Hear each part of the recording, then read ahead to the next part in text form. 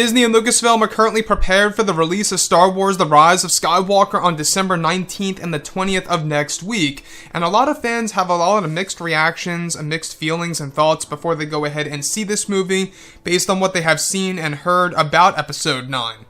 This is Mike Zero. Make sure to subscribe if you are new to the channel for future Star Wars content. Now, one thing about The Rise of Skywalker is that we do know that this film is going to be making many different risks and is going to insert many different pieces of nostalgia. However, I have gone over my criticisms based on the leaks that we've been talking about and some of the spoilers and things that we have seen in the TV spots, you name it. And I stand by all of that. Now, of course, we only have 6 days to go until the release of this movie. Everybody is going to be actually have the opportunity to determine the movie for themselves once it finally drops on the 19th or the 20th, whatever day you guys are actually going. But with that being said, I want to go over some aspects of the film that sound honestly rather insane in not a good way, at least in my opinion. And you guys may agree or disagree with me on this, but that's perfectly fine. Everybody has their own opinion. That's part of being human. But what's interesting about this is that shot descriptions consisting of a sequence where it's explained that Palpatine unveils to Kylo Ren in the beginning of the film that he wants to start an armada by combining the forces of both the First Order and his new Sith Empire, and declares it as the Final Order. The Final Order, I will say, sounds absolutely ridiculous. I don't know why they are calling it the Final Order, but to me, it sounds a little strange, because you have the First Order, then you have the Final Order. It just comes off as a parody in itself, at least in my opinion. So moving on, the name of the Final Order is said to apply to a series of plans by using Palpatine's Death Star technology, by wiping out the actual surface of each world, star system by star system, if the plan moves forward, for Palpatine to take over the entire galaxy, including the unknown regions. Now, Luke Skywalker only has 2 scenes in the film, with an extra small scene in the form of a flashback where he is dueling with Leia some months after Return of the Jedi, and that this vision of Luke's past life is presented to Rey during her time on Ahch-To, where Leia has a vision of Ben Solo's death and turn to the dark side. Now, Luke has a total of only 10 minutes worth of screen time in the movie, with Palpatine only having 2 scenes in the film that equal up to 12 minutes of screen time. Now, about Luke and Palpatine, the screen time, how they dwindled it down to such a short amount, I think is another big mistake in order to focus on the other characters, but anyways, I digress. The majority of the film will involve Palpatine strapped into a medical chair, not being able to move fully until the very end of the film, where he rejuvenates himself. So about Palpatine, guys, in case you guys did not know, Palpatine, for a majority of the film, is not going to be walking around. It is not going to be the Palpatine that we all know and love. This is going to be a totally different take on Palpatine that may even be unrecognizable to some fans out there. He even has white eyes at one point in time in the beginning of the movie, as if he is a dead corpse, which we'll get into that in just a second. Now, the character of C-3PO is said to die in a unique way in the film, where Rey, Poe, and Finn decide to take 3PO to a droid factory, and Babu Frick is said to be the one responsible of wiping out 3PO's memory clean. Now, about the character of Babu Frick, I just gotta say, what the frick about C-3PO? Because wiping out his memory again is where things get worse here.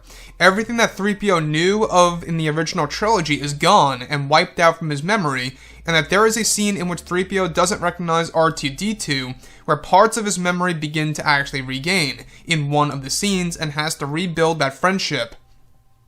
Now, Hux is said to rescue members of the Resistance on a Star Destroyer at one point in time before he is later killed by General Pryde for treason. Hux has a very small role in the film and only has 2 key scenes in the movie that are said to be a total of 5 minutes. Leia dies in the film of natural causes or from an illness on her deathbed, and that JJ reused some of the unused footage from The Last Jedi when she is on her medical bed in the movie by Rian Johnson.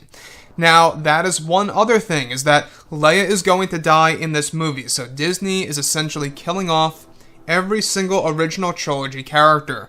And I know this is the end of the Skywalker saga, and I know this is the last movie of the Skywalker saga. And some of you may debate that, alright, it is only right for them to kill off Leia. But I should live on. Hopefully Lando Calrissian makes it out alive. I believe he will, to be honest. Now, both Luke and Leia knew Rey was a Palpatine during The Last Jedi, and that Luke decided to train Rey anyway, and same goes for Leia in the beginning of The Rise of Skywalker. So again, this is something by J.J. Abrams in an attempt to change elements of The Last Jedi. Essentially, during the events of The Last Jedi, when she was on Ahch-To, and Luke Skywalker realized how she went straight to the dark, she never even tried to stop herself, is because Luke actually knew that she was a Palpatine, basically. And Leia even knew she was a Palpatine in The Force Awakens, and at the very beginning of course, The Rise of Skywalker. So moving on, Palpatine is explained to be alive as a dead corpse puppet controlled by his spirit, and is also said to be a combination of all the Sith spirits from the spiritual realm. Palpatine at the end of the film is said to even have a scene in which he begs for Rey to kill him in order for her to become Empress Palpatine. There is said to be a comedic moment in which Hux is helping Poe, and when the First Order comes in by surprise, Hux tells Poe to shoot him in the arm, but Poe shoots him in the leg while making a funny joke. Again, another shot at the haha jokes where there's a serious moment and it kind of interrupts that serious moment.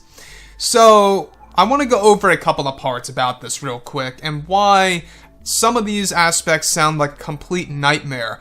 First of all, the Final Order sounds ridiculously hilarious. The way that they come up with these names, I was never a fan, and I will be honest, I was never a fan of the new organization being called the First Order. Honestly, I mean, they could have really just called it something a little bit more true to how the Empire came off of. And with that being said, now the fact that there's the First Order and the Final Order, I don't know about you, but it kind of makes me laugh. It really sounds like a parody. It really does. I don't know where JJ gets these ideas from, but that's going to be a thing. And it also lines directly up with a Spanish TV spot. I don't know if you guys saw it, but if you translate it, you hear Palpatine saying, "Initiate the Final Order." So it lines up with this. It's a real deal. The other thing that I want to go over that I think is going to bother some people, and I understand if some of you out there like this idea, because some people out there might like this idea, but I find it very strange, is that Palpatine in the beginning of the movie is a dead corpse puppet. Now, basically, he's being controlled by his own spirit, and is also said to be affiliated with other spirits of the Sith within the spiritual realm. So this also lines up with the spirits that we've been talking about, and that also explains as to why you hear the dark side whispers in the official D23 trailer. If you listen very carefully just before Dark Rey appears, go ahead and check out that trailer. You will hear the dark side whispers just before or after the Darth Vader breathing begins. Even in the newest trailer where you get that clip of Kylo Ren entering the shrines of the Sith, as he's walking on the dead world, where he ignites his saber for the first time in that trailer just yesterday, you also hear the Sith spirits reaching out, the dark side whispers, if you will. So that's another interesting aspect.